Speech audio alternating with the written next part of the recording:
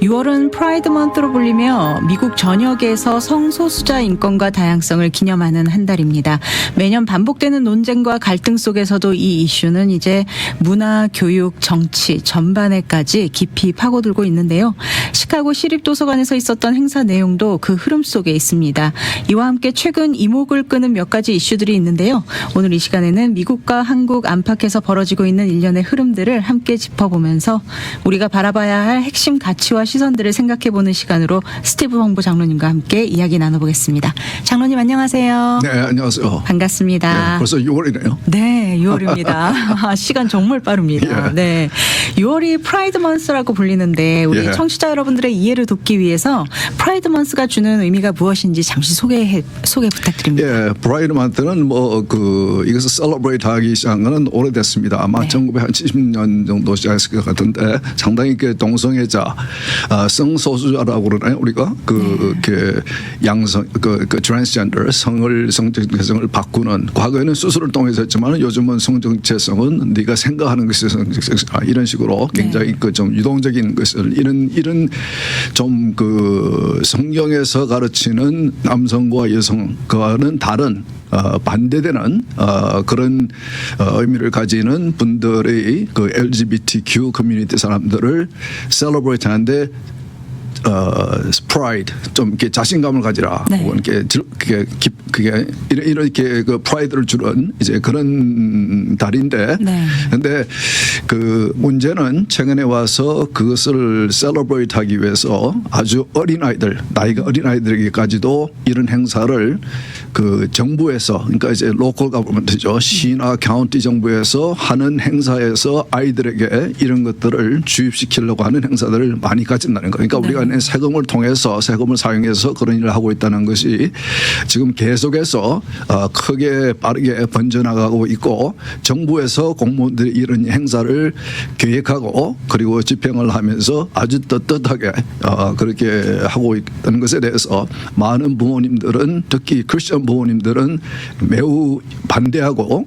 염려하고 그러죠. 그런 지난 5월 달은 가정의 달을 맞아서 보험방송에서 가정 예배에 대한 캠페인을 아주 하고 있던데 네, 정말 저는 귀하게 생각했습니다. 요즘같이 이럴 때에 우리는 어릴 때부터 우리 크리스천 부모들이 우리 아이들에게 성경적의 가치관과 가르침을 일찍부터 이렇게 가르쳐야 되는데 왜냐하면 지금 보는 것 같이 이런 어린아이들에게까지도 그들은 반성경적인 성경의 가르침에 거슬리는 성경의 가치관에 거슬리는 이런 것을 주입시키려고 우리의 세금을 써가면서까지 공공시설을 사용하면서까지 그렇게 하고 있습니다. 특히 민주당이 장악하고 있는 캘리포니아를 포함해서 시카고가 있는 일리노이주도 마찬가지고 그런 데서 계속해서 이것이 번져나가고 있고 근데 오늘 제가 한번 예로 한번 말씀드리고 싶은 것은 여러분들 조그마한 자녀들 어린 자녀들이 있는 분들은 이렇게 시립 도서관 퍼블릭 라이브러리에 가면은 이제 한 구석에 아이들이 카페에 앉아서 이렇게 누구를 초청해서 책을 읽어주는 이제 저도 초등학교에 가서 저학년 반에 가서 아이들 카페에 클래스룸에 반에 앉혀놓고 책을 읽어주고 그런 적이 있는데 그런 행사를 많이 하지 않습니까? 근데 이번에 프라이드 만트를 맞아서 그것을 셀러브레이트하는 행사 중에 하나로 드래그 퀸, 그러니까 동성애자인데 혹은 트랜스젠더인데 남성이 여성의 옷을 입고 지난 작년에 파리 올림픽 때에 개막식 할 때에 성만찬을 자신 동성애자들의 모습으로 바꾸어서 할 때 여러분 기억나시는지 모르겠지만은 이분들은 그저 얌전하게 남자가 여성의 옷을 입고 있는 것이 아니고 굉장히 요란하게 굉장히 좀 성적인 그런 도발적인 그런 모습으로. 그런데 이 행사는 시카고에 있는 한 시립도서관에서 5살 미만 아주 어린 아이들입니다. 5살 미만 아이들을 상대로 책을 읽어주는 드래그 리딩 데이. 그런 분들을 동성애자를 불러서 그분들이 그러니까 요란하게 그런 이제 동성애자의 그 분장을 하고 있는 그런 분을 불러서 조그만 아이들에게 5살 미만입니다. 아주 어린 아이들에게 책을 읽어주는 것에 대해서 많은 부모님들이 이제 반대 시위를 했습니다. 네. 반대 시위를 한 것에 대해서 시에서는 이거는 우리는 이 정당하게 이 가정을 위해서 하는 행사다. 이거는 도저히 우리는 이 중단할 그런 의지가 없다. 그래 아무리 부모들이 반대하고 시위를 해도 그대로 이제 집행하겠다. 네. 그리고 이번 달에 계획돼 있는 행사들 중에는 이거 외에도 아이들에게 성정체성의 유동성을 가르치는. 그러니까 조그만 아이들에게 네. 성정체성을 너희들이 태어날 때 가지고 있는 그 성정체성은 그것이 너희의 정체성이 아니고 너희들이 그러니까 우리가 다 알고 있는 얘기죠. 그런 것을 아이들에게 가르치는 그런 행사도 하고 그런 부드로 만들어서 아이들에게 그런 이제 카운슬링 비슷하게 그 설명도 하고 가르치기도 하고 이런 것을 계획을 하고 있는데 그것을 방송에서 보도한 내용을 짧은데 한번 들어보겠습니다. 네. Protesters showed up outside of the branch of the library on the south side, the Beverly branch, Tuesday after the library refused to cancel the event. And things got heated with some of the LGBTQ advocates who came to support the story time with drag queens. But protest organizers say this kind of event isn't what their community wants or needs. And our kids can't read. We didn't need a drag queen to come lead story time. We needed a phonics and literacy coach to come lead story time. Why are you doing it in a public library with our public dollars that you're not even asking the community, are they okay with it? The community didn't even know what was going on. Our property taxes are going up to the roof while you're teaching our children all types of crazy stuff. A library official told the local news site Block Up Chicago the Drag Storytime for Babies was a family-oriented event to promote early literacy, belonging, and self-expression through age-appropriate books and songs. This was just the first of many Pride Month events Chicago Public Libraries has planned, including intergenerational queer art making, events with identity-affirming stations for kids as young as 6, and a story time for kids with the controversial group Sisters of Perpetual Indulgence that features queer and trans men dressed as nuns and that critics say mock sacred Catholic and Christian beliefs. 예, 그 부분들이 이제 이런 행사에 오면서 그 수녀의 그 옷을 입고 있기도 하고, 그러니까 구체적으로 이게 그 본격적으로 크리스천 종교를 기독교 종교를 이제 공격하는 거죠. 네. 예, 그리고 좀 이렇게 조롱하는 것이고 이런 그 의도적으로 하는 것이죠. 그러니까 부모님들이 화가 날 수밖에 없겠네요. 당연하죠. 네. 예, 그래서 특히 그것도 이제 뭐 그 자신들의 그 재력으로 하는 것도 아니고 세금을 걷어서 맞습니다. 세금 공공시설에서 일을 한다는 거. 그러니까 이런 일들이 이제는 아주 공공연히 자연스럽게 공무원들이 기획을 하고 공무원들이 집행을 하고 이것이 당연한 것이라고 생각하는 정부들이 많이 있다는 거. 네.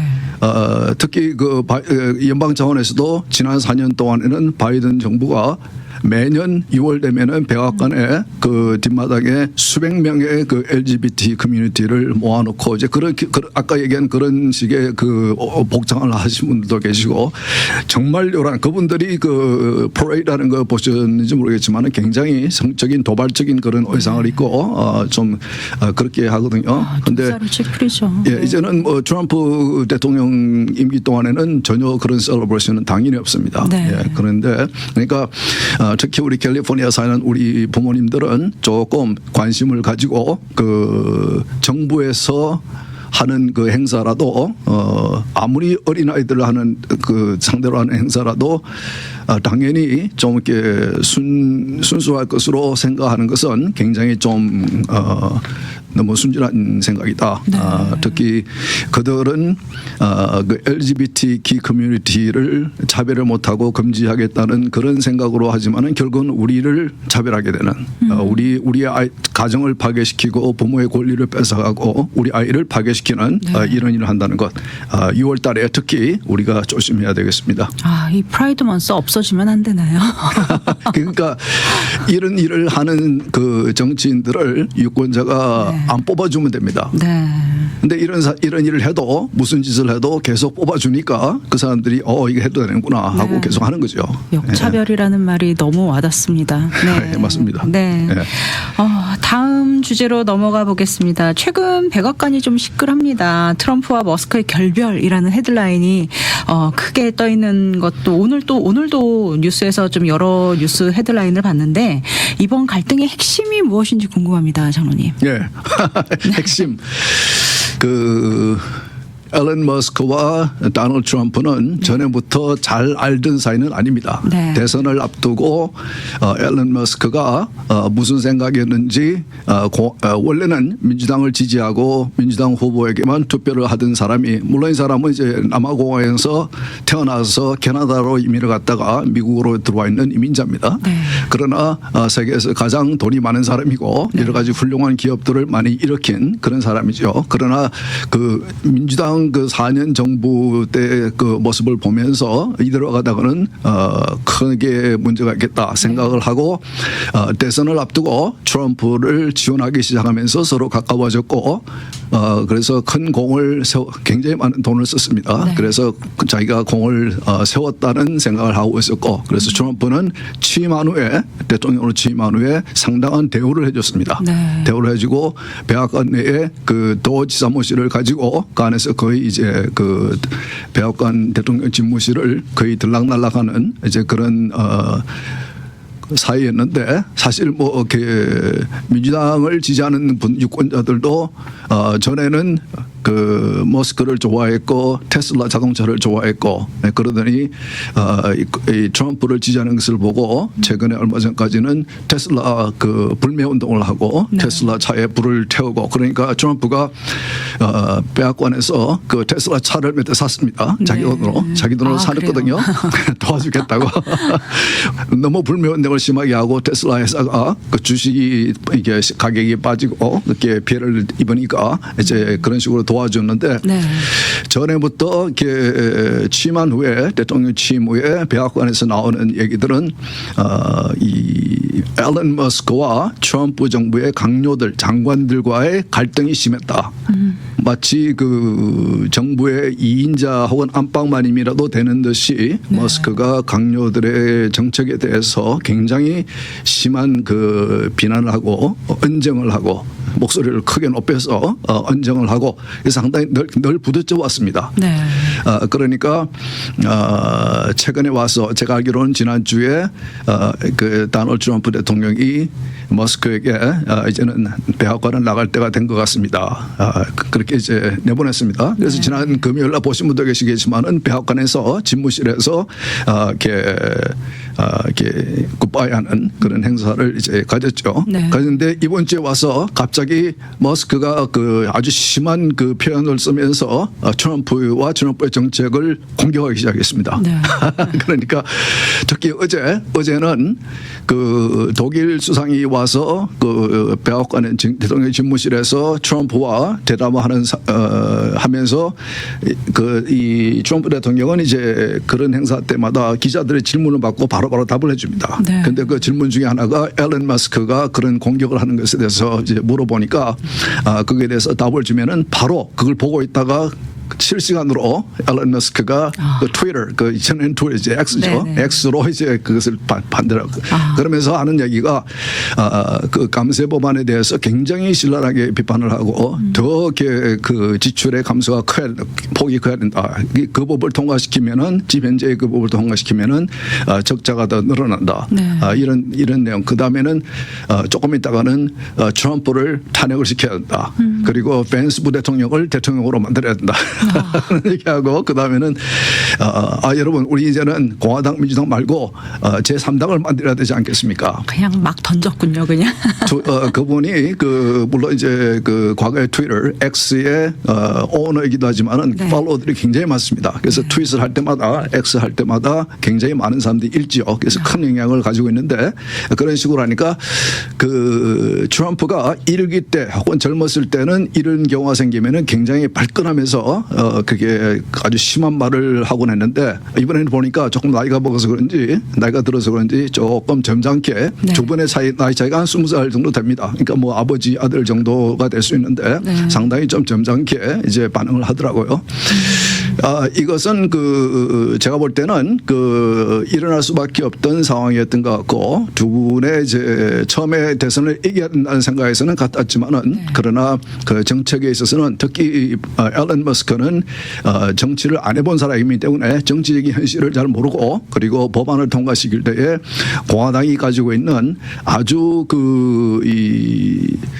의석수 차이가 크지 않는 그런 소폭의 의석수 차이로 다수당으로 있는 공화당의 입장에서는 많은 것을 양보를 해야 되는 이 법안에 대해서 공화당 의원들도 저를 포함해서 많은 공화당을 지지하는 사람들도 조금 더 정부의 지출을 더 많이 줄여야 된다.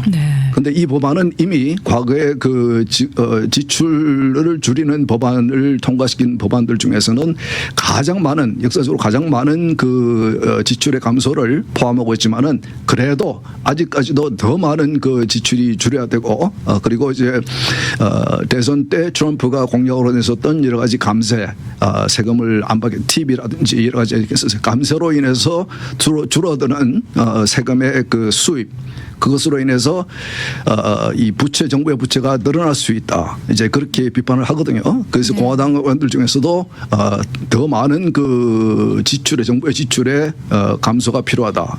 리덕션이 필요하다. 이제 그렇게 생각하는데 그런 식으로 이제 머스크가 공격을 하고 있고 그리고 이제 관세 정책에 대해서도 이제 공격을 하고 있는데 결국은 이번에 통과시키려고 하는 법안 내에 들어있는 내용 중에 정부가 그러니까 캘리포니아라든지 여러 정부들이 전기차를 맨데이트하는 그러니까 이제 캘리포니아 같은 경우는 2035년부터는 이 전기차만 팔 수 있도록 새 차를 전기차만 팔 수 있도록 하는 그것을 맨데이트하는 그런 법안 그 사항을 다 없애버렸습니다. 그러니까 이제 모든 소비자들이 새 차를 살 때는 전기차만 살 수 있도록 하는 것이었는데 그것을 없애버리고 그리고 전기차를 지원해주는 지원금을 없애고 그런 면에서 지출을 규모를 줄인 거거든요.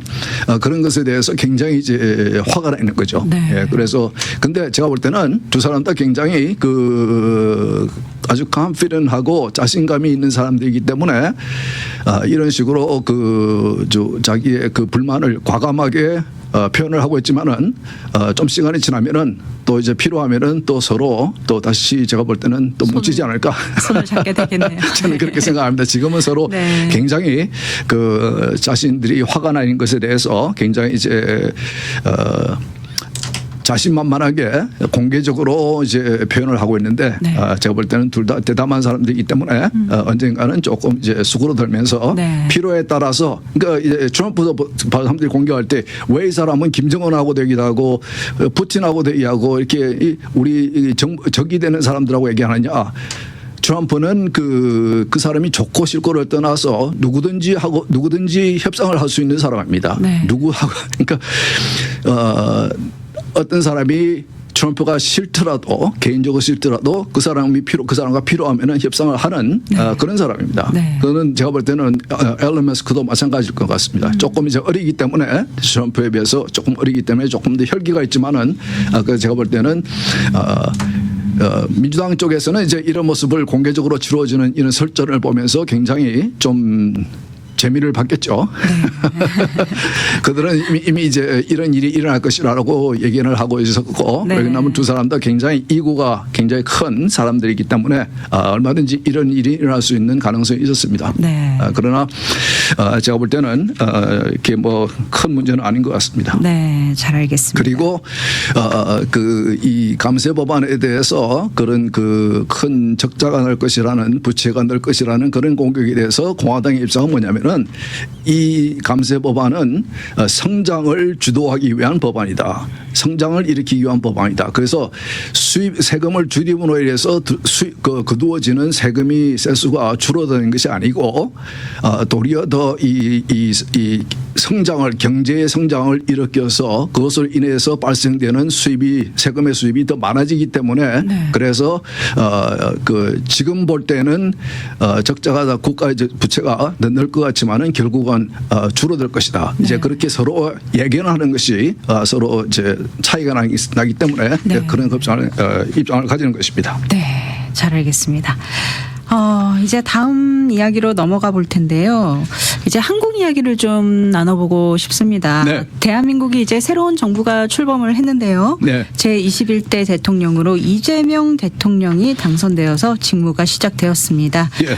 어떻게 보시나요, 장로님? 예, 그 작년 말에 시작된 계엄령으로 시작된 그 지난 6개월 동안에 그 한국에 상당히 그 혼란스러웠던 그런 모든 상황이 대선을 마침으로 인해서 네. 정리가 되었습니다. 네. 그러나 앞으로 여러분 아시는 대로 이재명 대통령은 지금 그 재판을 받고 있는 것들이 몇 개 있고 그것을 막아보겠다고 그 민주당이 장악하고 있는 의회에서 새로운 법들을 만들고 있고 그래서 여러 가지 아직까지도 여러 개 요소들이 있지만은 어쨌든 일단락은 됐습니다. 그런데 문제는 이제 제가 염려하는 것은 이 민주주의에 있어서 정부 그 3부 행정부, 사법부, 입법부의 3부의 견제가 중요한데 그렇죠. 그런데 그 지금 현재는 입법부를 거의 3분의 2 정도를 민주당을 장악하고 있고 네. 그게 다 행정부의 수반까지 되었고 그리고 사법부도 그 민주당이나 이재명 대통령의 큰 영향을 받는 듯한 그런 모습을 보여왔기 때문에